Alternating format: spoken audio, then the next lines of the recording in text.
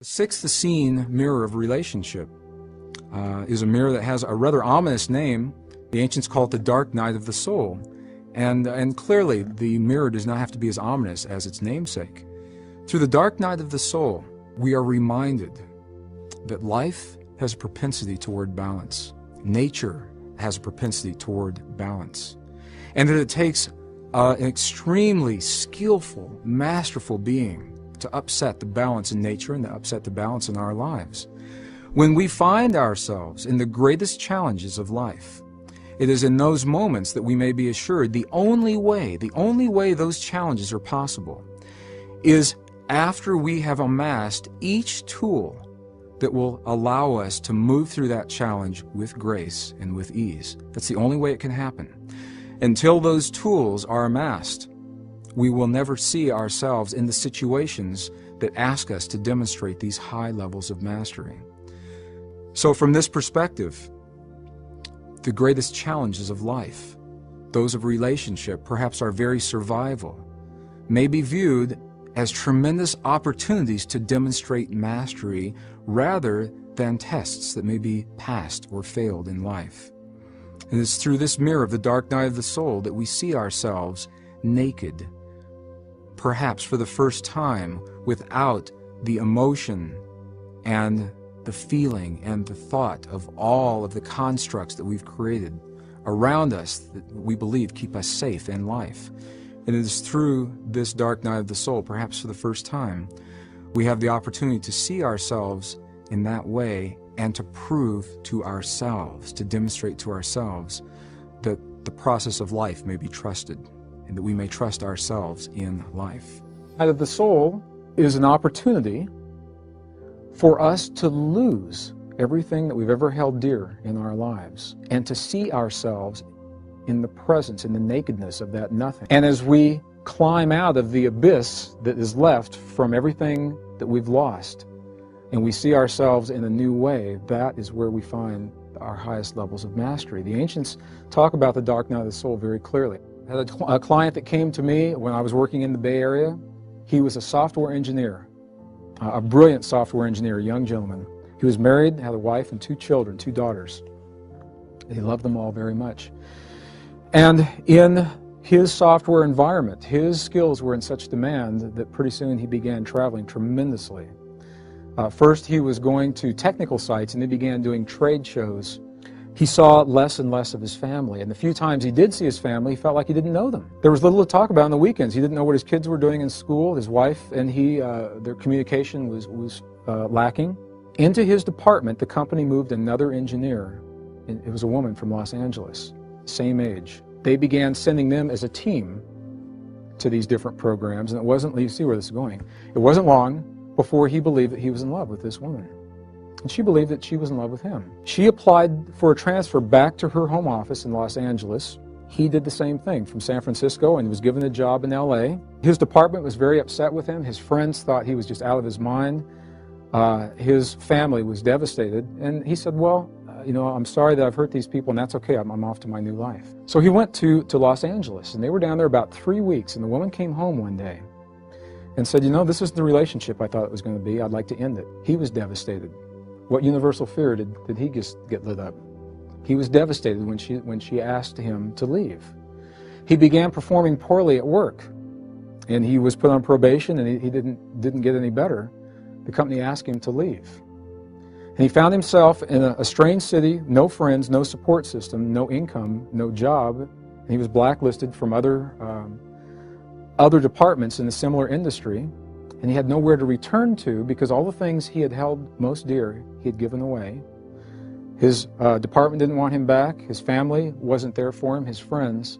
And he came to me in the Bay Area and said, what in the world has happened in my life? How do I get my family back? And I said to him, in all sincerity, congratulations, because the only way something like this can happen in your life is when you've attained the highest levels of mastery. And in that mastery, when the last piece of the mastery is put in place, that's the opening in creation that says, now this gentleman is ready to demonstrate this level of mastery over whatever it is that he's created in his life.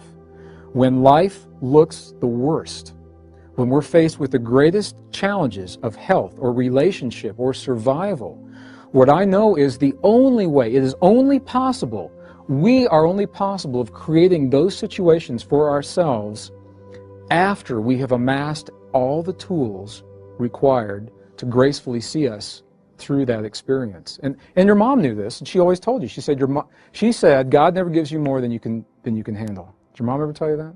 God never puts more on your plate than you can handle. And I've seen this happen time and time and time again. Issues of health, life-threatening illnesses, emotional implosions, for lack of a better word. And what I know is this, that there is a propensity for balance in our lives. We have a tendency toward balance. And we have to work very, very hard to upset balance. And as masters, we all know ways to do that. As masters, we have developed ways to create tremendous imbalances in our lives. And in the imbalance, that's the impetus for us to demonstrate the level of mastery that we have attained. We're offered an opportunity for which we have no point of reference. No one to ask, no one to go to. We've never had the experience before. And in that no point of reference, all we have is ourselves. The forces at play in our polarized world are forces that have chosen to come to this world to anchor the polarized realities. That the light and the dark are in service to us so that we may know ourselves in all ways. And the only way to anchor the light in the dark in this world is for a force or a field or a consciousness to hold those mirrors for us. As we view pre-12th century texts, I believe that the scenario unfolds very clearly. As we're offered a story through the metaphors of individuals, the individual of Archangel Michael anchoring light, the metaphor of Archangel Lucifer anchoring dark.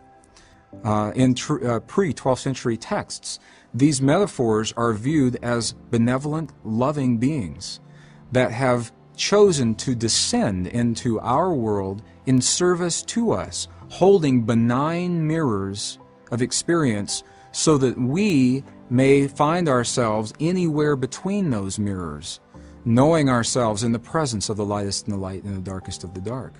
I was dealing with the concept, a concept that had been with me for a long time and had never made much sense to me, the role of good and evil or light and dark in our lives, and what it means to us, what it may offer to us, how it plays out in our lives.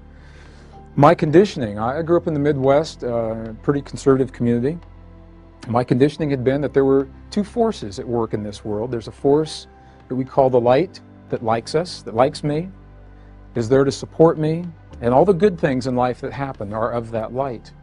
And that there was another force that didn't like me, and that I could move through my life making the choices to bring me the things that I would most choose to have, and if I slipped up maybe one time, that this force that didn't like me had the ability to snuff out everything that I'd ever known to be true.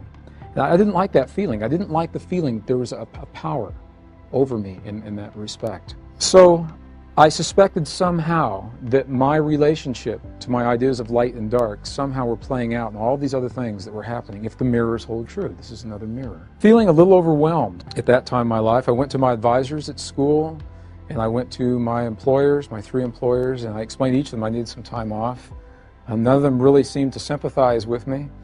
So I left my jobs, I left school, packed everything I had in a little pickup truck, and headed up one of the most, I believe, probably the best kept secret in northern Colorado, so it won't be secret anymore. It's a canyon called Poudre Canyon, just west of Fort Collins. What a magnificent little canyon it is. And I drove about 90 miles west to a little town called Walden. Just outside of Walden, Colorado, there's a place called Lost Lake, which of course is not lost because everyone knows where Lost Lake is. And I went to Lost Lake to come to terms with all these things that were happening in my life at that time. It was one of those times in life where maybe the goals and the expectations are a little greater than the reality of what's going to happen. I said, well, I'll set up camp here on the edge of this lake. I'll live off the land. If you ever choose to live off the land, take backups. It's always a good idea. And I did. I set up a little camp on a beautiful pine forest floor right on the banks of Lost Lake. It's right around 10,000 feet. It was beautiful. It still is. It's just a beautiful place to be. And during the day, I would just kind of putter around. I'd do my prayers and my meditations, and at night I'd start a fire and cook dinner, and I'd do my prayers and meditations, and not much happened for the first 2 days. And on the third evening, I did something different. And it's something I'd never done before then, and I now know that there's actually a name for it in the indigenous traditions in North America. It's called the Dream Fire Ceremony. And what I did differently was that after dinner, in the fire that was in front of me, instead of closing my eyes and doing my prayers and my meditations, I left them wide open.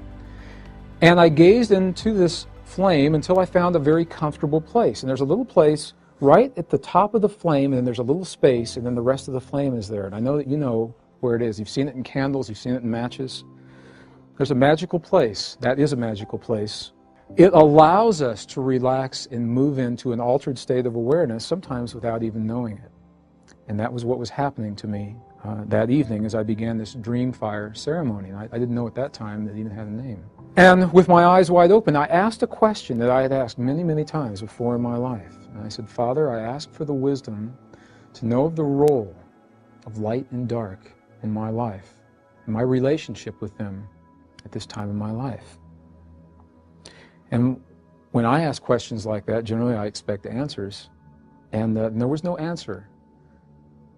Rather, there was a question that came back to me from a voice that by that time in my life was very familiar to me. In 1959, I'd had 2 near-death experiences the same month, in July 1959.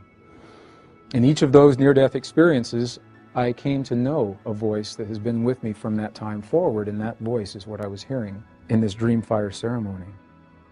And the voice asked me a question rather than give me an answer. It simply said, how may you know the forces of light and dark and the role that they play in your life until you actually know what the forces of light and dark are? And I thought about that. And it made sense because all I really knew was my conditioning, what other people had told me, what I'd seen in books, and what limited experience I'd had up until that time in my life. My experience didn't match my conditioning, and that was where the confusion came from.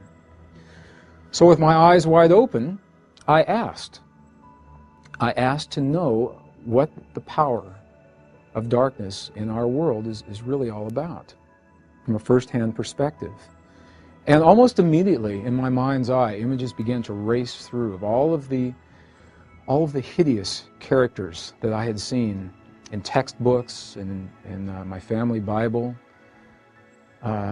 loose, saggy-fleshed individuals, very discolored bodies, usually bloodshot eyes.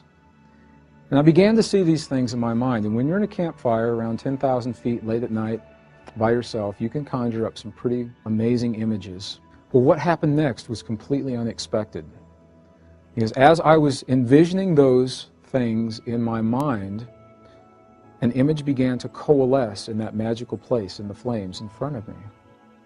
And it frightened me. And I thought about getting up and leaving, and I did not. I looked down and blinked my eyes, and when I looked back up, it was still there. Now, I'm not suggesting that this is a reality. What I'm saying is that this is my experience that led me to an understanding. I'm going to share this with you. I watched this image as it coalesced, and it became denser and denser and denser until I could see that it was the head and part of the chest of a being that I had seen in my mind's eye, hovering in the flames in front of me, and it was looking away from me, fortunately, which gave me an opportunity to study what this phenomenon was that was happening, this thing that was in front of me. And I did, and rather than feeling fear, my fear moved into fascination. And I simply began to look, and I was fascinated at the folds and the creases in the saggy flesh and the scaliness at the same time that was shimmering in this fire. And while I was experiencing that fascination, the image began to rotate and the face began to turn toward me until it was facing me full on. And at that time, I had the opportunity to look eye to eye into the flames, into this thing that I had conjured up. To me, that was the epitome of all darkness or all evil as I'd been conditioned to believe it in my life. And I simply stared. I know now the entire experience lasted about 22 minutes. And when you're having an experience like that, it seems like an eternity. As I stared, something began to happen. The image of the epitome of evil, what to me was the epitome of evil in the flames, began to change, and it got softer and softer and softer. And in just a few short moments, replacing the hideous image that had been there earlier was the face of a very young child. Neither male nor female, it was simply a child that was in the flames. And the child looked at me, and as I looked at this child, I felt this tremendous sense of sadness well up from within me. And the child had huge tears coming down its cheeks, and I found myself with tears coming down my cheeks at the same time.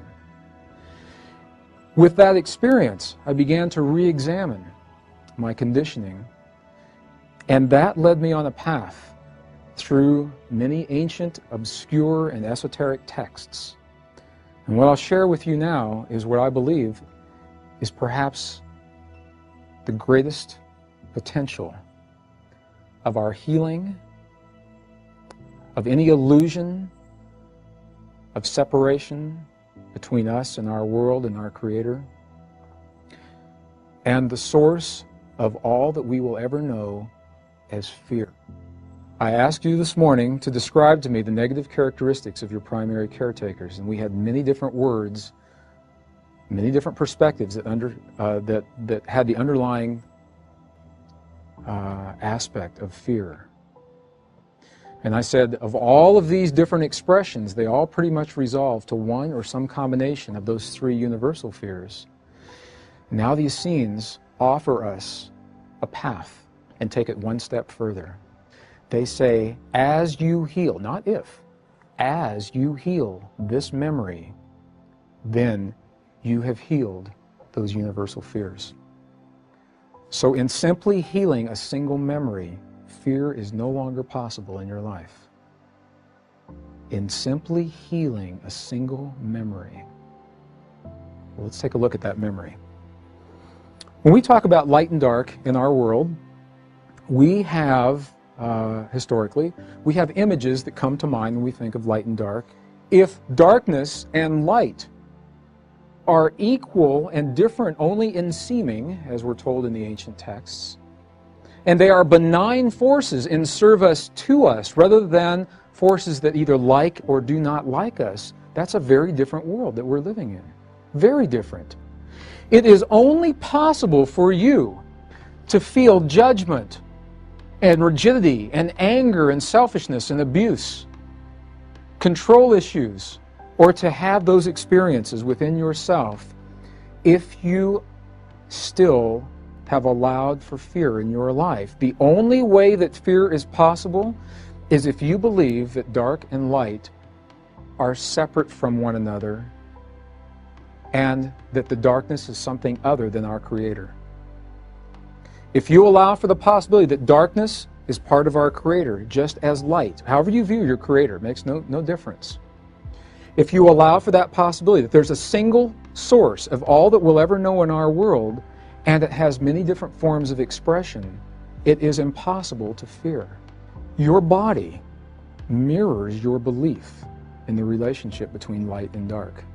Your body mirrors your belief. Illness is only possible if you believe that those forces are separate. Death is only possible if you believe those forces are separate. And as you allow for the possibility of the marriage of those two forces in service to you, your body mirrors that biologically. You mirror that through your immune system. You mirror that through the way your cells rebuild themselves. You mirror that in your relationships with one another, and life becomes very, very different. Because it is no longer possible to fear or to hate if all there is love in our world. What I believe has happened is that here we are in this This paradigm, we have had such a tremendous acceleration of technology out here. We have witnessed DNA passing between a sperm and an egg. We have peered into the depths of the quantum world of the atom, and we've sent these extensions of our perceptions deep into interstellar space beyond the boundaries of our solar system, on the one hand. And on the other hand, we're still trying to reconcile what happens in our world in terms of forces in dark and light, good and bad, devils and angels. I believe that path has served us very well. I bless that path. And I believe that very rapidly you've outgrown that path. And now, because that path has served you so well, it's brought you to the point, all of us, we're all in this together, it's brought us to this point where we may redefine now what the events of our life mean. When we witness, you turn on the 6 o'clock news and you see something that has hurt you. How do I reconcile that? What does that mean? Or typically what you'll hear is, how can God let that happen? Well, if we allow for the possibility that there's a single source of all that is in this world, then you have just opened the door and paved the path. You're allowing for a much greater possibility that the ancients called the science of compassion. Until we can reconcile those two forces, compassion may not make a lot of sense.